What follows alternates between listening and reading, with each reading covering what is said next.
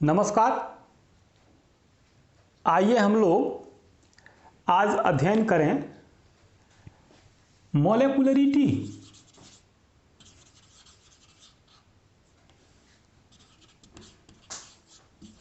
Of reaction. हम लोग बात कर रहे थे केमिकल काइनेटिक्स की, और केमिकल काइनेटिक्स में हम लोगों ने जाना था कि रेट ऑफ रिएक्शन क्या है। फिर हम लोगों ने ये जाना था कि केमिकल रिएक्शन क्यों होते हैं। फिर हम लोगों ने ये जाना था कि कोलिजन थियरी क्या है। और फिर हम लोगों ने ये जाना था कि रेट ऑफ रिएक्शन को इन्फ्लुएंस करने वाले कौन कौन से फैक्टर हैं जो रेट ऑफ रिएक्शन को प्रभावित करते हैं। आज हम लोग जानेंगे कि मॉलिक्यूलरिटी क्या है। तो किसी केमिकल रिएक्शन के एलिमेंट्री स्टेप में, सरल पद में, बैलेंस इक्वेशन में, संतुलित समीकरण हो, तब अणुओं की जो संख्या होती है उसे हम लोग मॉलिक्यूलरिटी ऑफ रिएक्शन कहते हैं। जैसे हम लोगों ने अगर ऐसा लिख दिया कि NH4NO2 और ऐसा रिएक्शन लिखा N2 + 2H2O, और तब कोई पूछे कि इसकी मॉलिक्यूलरिटी क्या है, मॉलिक्यूलरिटी इज इक्वल टू 1। एक मॉलिक्यूल है, रिएक्शन बैलेंस है, and this reaction is that is unimolecular reaction. Molecular reaction, इसको हम लोग एक अणुक अभिक्रिया कहते हैं। ऐसे ही अगर दो अणु भाग ले रहे हों, H2 + Cl2 2HCl, ये सरल अभिक्रिया है, एलिमेंट्री स्टेप है, और इसमें HCl के मॉलिक्यूल बन रहे हैं, तो इसकी molecularity is equal to 2, that is bimolecular reaction. Molecular reaction. ऐसे अगर नाइट्रिक ऑक्साइड की अभिक्रिया ऑक्सीजन से हो रही है और नाइट्रोजन डाइऑक्साइड का निर्माण हो रहा है, तो इस रिएक्शन को हम लोगों ने बैलेंस किया। अब इसमें 2 और 1 3 अणु भाग ले रहे हैं, then molecularity is equal to 3, that is trimolecular reaction.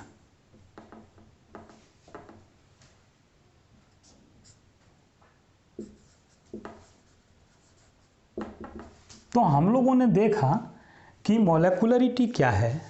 तो यूनिमॉलिक्यूलर रिएक्शन, बाइमॉलिक्यूलर रिएक्शन और ट्राइमॉलिक्यूलर रिएक्शन, एक साथ रिएक्शन। हालांकि 3 के बाद इससे अधिक मॉलिक्यूलरिटी रखने वाले रिएक्शन बहुत कम होते हैं। मॉलिक्यूलरिटी का अर्थ है कि उसके मॉलिक्यूल आपस में कोलिजन करते हैं। तो 2 मॉलिक्यूल आपस में कोलिजन कर सकते हैं, 3 कर सकते हैं, 4 5 एक साथ नहीं कर सकते, बहुत रेयर होता है। जैसे एक्सीडेंट होता है, 2 लोगों का एक्सीडेंट हो गया, कभी कभी 3 लोगों का एक्सीडेंट हो जाता है, लेकिन ऐसा तो नहीं है कि 5-7 लोगों का एक ही साथ एक्सीडेंट हो गया। तो इसी तरह की व्यवस्था यहाँ है। तो हम लोगों ने देखा कि मॉलिक्यूलरिटी क्या है। मॉलिक्यूलरिटी के बाद हम लोग जानने वाले हैं ऑर्डर ऑफ रिएक्शन। अभिक्रिया की कोटि क्या है।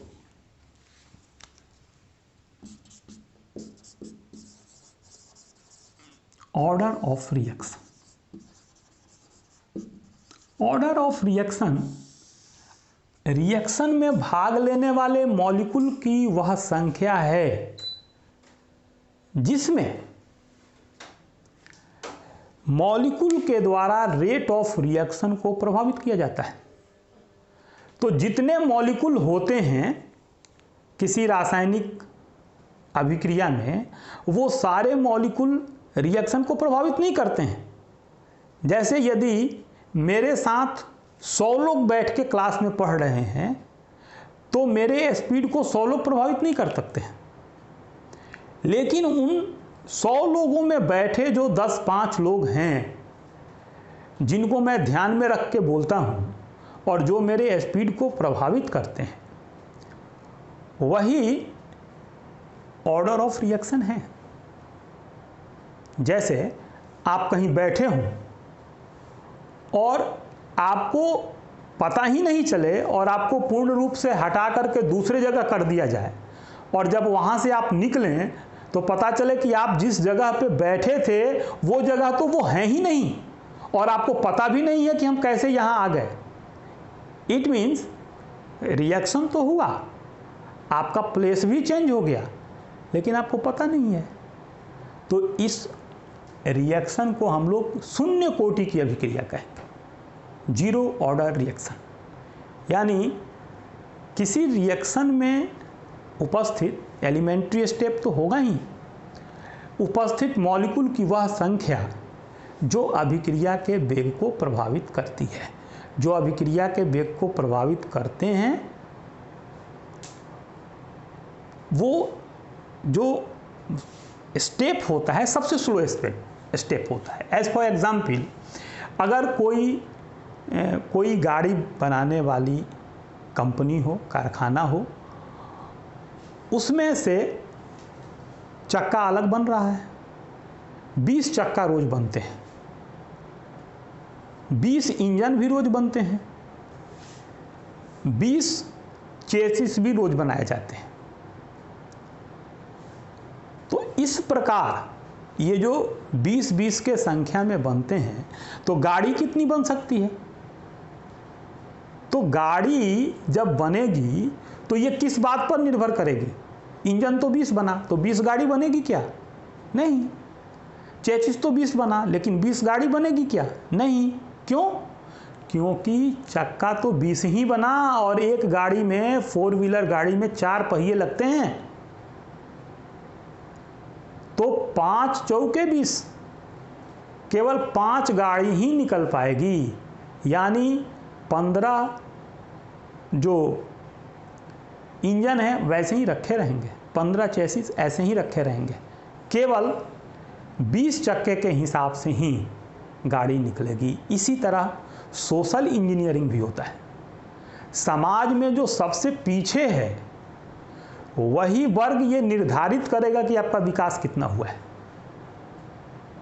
यानी सबसे स्लो स्टेप जो है उसी पर अभिक्रिया की गति निर्भर करती है। जो सबसे स्लो बना था चक्का, उसी पर गाड़ी बनने की जो अभिक्रिया है वो निर्भर करती है। चाहे इंजन 500 बन के रख जाएं, अगर चक्का 20 बना है तो सड़क पे गाड़ी 5 ही दिखेगी। तो हम लोग देख रहे हैं कि ऑर्डर ऑफ रिएक्शन क्या है। ऑर्डर ऑफ रिएक्शन को भी ऐसे ही बांटा जा सकता है। Zero order reaction, zero order reaction, first order reaction,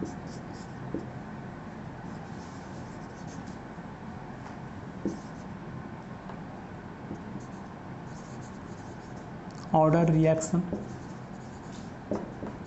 second order reaction,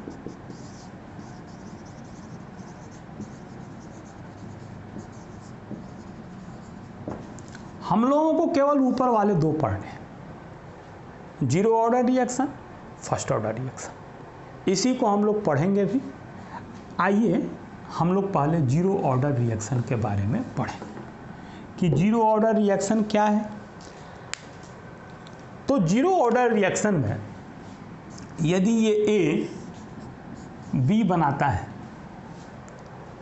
और ए का ए मोल है और बी का 0 मोल है, if T is equal to 0, after T time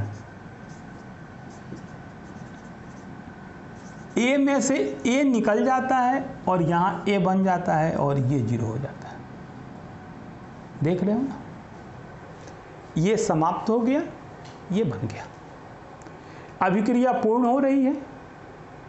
इसका अर्थ है कि ये अमाउंट रेट ऑफ रिएक्शन को प्रभावित नहीं कर रहा है, यानी शून्य घात के समानुपाती है। इट मीन्स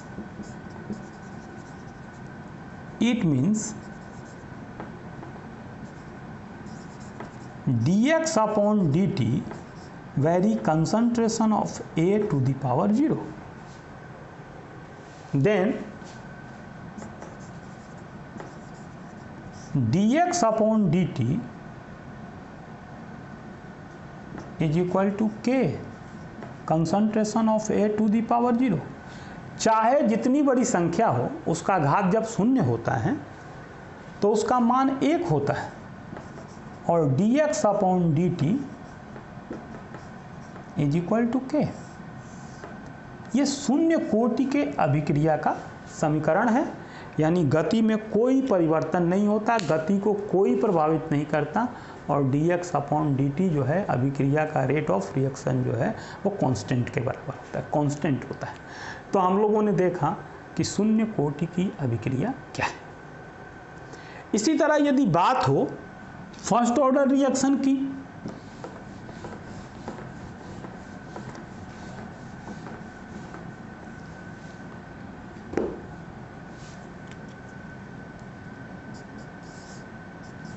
यदि बात हो फर्स्ट ऑर्डर रिएक्शन की, तो इसमें रिएक्टेंट का एक मॉलिक्यूल रिएक्शन के स्पीड को प्रभावित करता है।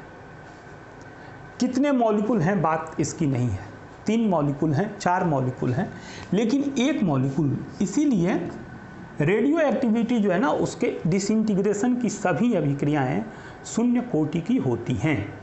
तो ये A है और A से ये B बन रहा है। A का A मोल है, B का 0 मोल है, A में से X निकला, ये X मोल बन गया। ये हो गया, इसको जो देख रहे हैं यहाँ पर रेट ऑफ रिएक्शन को प्रभावित किया जा रहा है।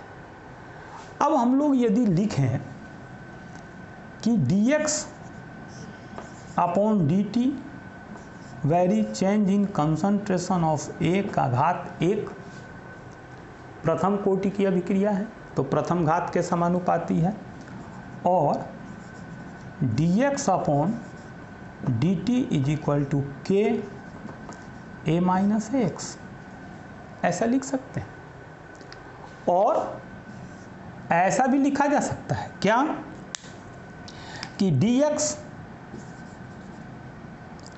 अपॉन A माइनस एक्स, ये अमाउंट है x और A माइनस एक्स भी अमाउंट है, तो अमाउंट एक तरफ is equal to K dt, time एक तरफ। ऐसा इसलिए कर दिया कि हम लोगों को इंटीग्रेशन करना है। कैलकुलस में एक विधा है, कैलकुलस मैथमेटिक्स का एक पार्ट है जिसमें 2 विधा है, एक है इंटीग्रेशन और दूसरा है डिफरेंशिएशन। हम लोगों को यहाँ इंटीग्रेशन करना है। इंटीग्रेशन का अर्थ होता है एकीकरण। एकीकरण किसका होता है? जो एक तरह के होते हैं। अगर छात्र एकता की बात हो तो उसमें किसान नहीं आएंगे। अगर किसानों का सम्मेलन हो तो उसमें व्यवसायी नहीं आएंगे। अगर व्यवसायियों का संगठन हो तो उसमें मास्टर नहीं आएंगे। वो एक प्रकार के लोग होते हैं। इसीलिए हम लोगों ने अमाउंट को एक तरफ कर लिया और टाइम को दूसरे तरफ कर लिया, और फिर लिखेंगे taking the integration of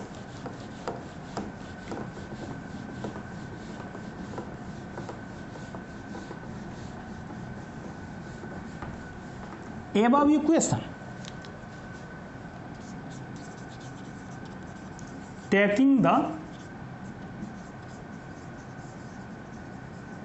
integration of above equation ऊपर वाला इक्वेशन क्या है, तो integration dx upon a minus x is equal to k integration dt। इसका इंटीग्रेशन होता है minus log a minus x और इसका इंटीग्रेशन होता है टोटल टाइम का इंटीग्रेशन kt। t होगा टोटल टाइम का इंटीग्रेशन और k बाहर निकल जाएगा, कांस्टेंट का इंटीग्रेशन नहीं होता, और plus c where c is integration constant. इसको हम लोग बोलते हैं इंटीग्रेशन कांस्टेंट के नाम से जानते हैं c को। अब हम लोग बात करें, इसको इक्वेशन नंबर 1 बनाते हैं।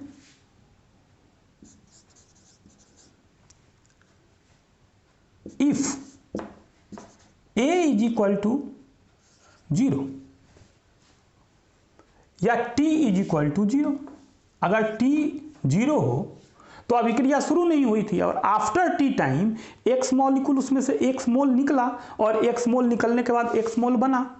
यही लिखा था ना हम लोगों ने कि ये A है, ये B है, ये A मोल है, ये 0 है। कब? जब t बराबर 0 है और आफ्टर टी टाइम के बाद A में से x निकला तो ये x बन गया। तो ये टी टाइम के बाद है, लेकिन जब t 0 है तो a माइनस एक्स बराबर a, और पुटिंग द वैल्यू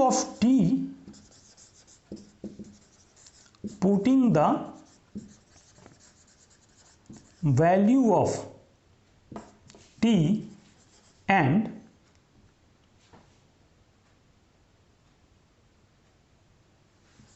x या a माइनस एक्स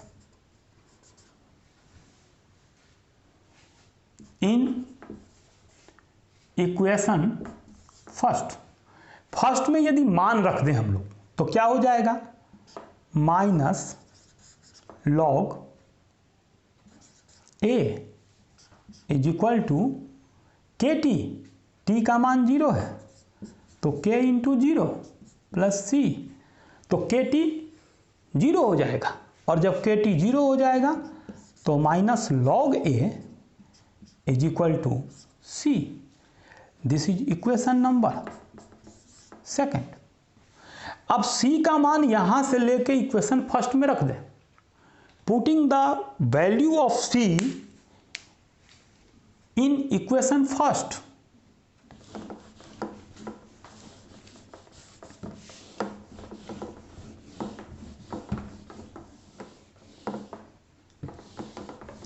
ठीक से ये इक्वेशन लिखा रहेगा।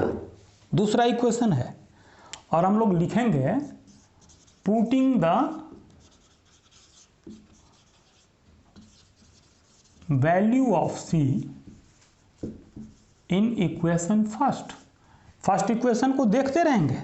क्या था first equation, minus log a minus x, तो a माइनस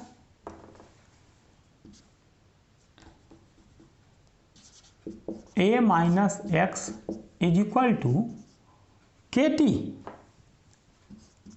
प्लस सी का मान है माइनस लॉग ए। अब ये लॉग ए इधर आएगा तो इधर माइनस है, इधर प्लस हो जाएगा, तो log a minus log a minus x is equal to k t, और log a minus b is equal to log a upon b, तो ये हो जाएगा log a upon b, a minus x is equal to k t, और log k is equal to 1 upon t log a upon a minus x. ठीक है, और अब यहाँ हम लोग जानते हैं कि log का बेस बदलने पर यहाँ कांस्टेंट आता है, तो यहाँ अगर 10 आएगा तो यहाँ आएगा 2 पॉइंट और k is equal to 2.303 upon t log 10 a upon a minus x.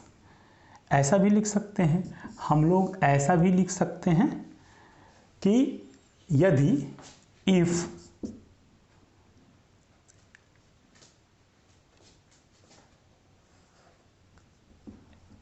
अगर t बराबर t हाफ हो, t हाफ का अर्थ है कि अर्धायु काल। अर्धायु काल कहते हैं कि इसमें डिसोसिएशन जो होता है वो मूल मात्रा के आधा हो जाता है। तो मूल मात्रा a है तो a बराबर हो जाएगा a minus x, a minus x, तो x आधा वियोजित हो जाएगा तो आधा बच जाएगा, तो a/2। और तब इसको लिख सकते हैं कि k is equal to 2.303 upon t 0.5 यहाँ, और log a अपॉन a/2 this is equal to k 2.303 t 0.5 log 2, और इसका मान यदि हम लोग भर दें तो k बराबर 0.692 अपॉन टी हाफ। ये तो यहाँ तक भी हम लोग हल कर सकते हैं। कब? जब ये हाफ लाइफ पीरियड हो तब, if t is equal to t half हो तब। और यहाँ तक भी हल कर सकते हैं। कहाँ तक? यहाँ तक। हम लोग यहाँ tक भी हल कर सकते हैं। ये जो समीकरण है, ये समीकरण, इसको हम लोग equation for first order reaction के नाम से जानते हैं। इस इक्वेशन से हम लोग t निकाल सकते हैं, डिसोसिएशन की मात्रा निकाल सकते हैं, डिसोसिएशन कांस्टेंट का वैल्यू निकाल सकते हैं। ये तमाम सारे काम किए जा सकते हैं। तो हम लोगों ने देखा कि जीरो ऑर्डर रिएक्शन के लिए समीकरण, फर्स्ट ऑर्डर रिएक्शन के लिए समीकरण, और अभिक्रिया की कोटि और अभिक्रिया की आणविकता। आगे पढ़ने के लिए हम लोग अगले वीडियो का इंतज़ार करेंगे। Thank you.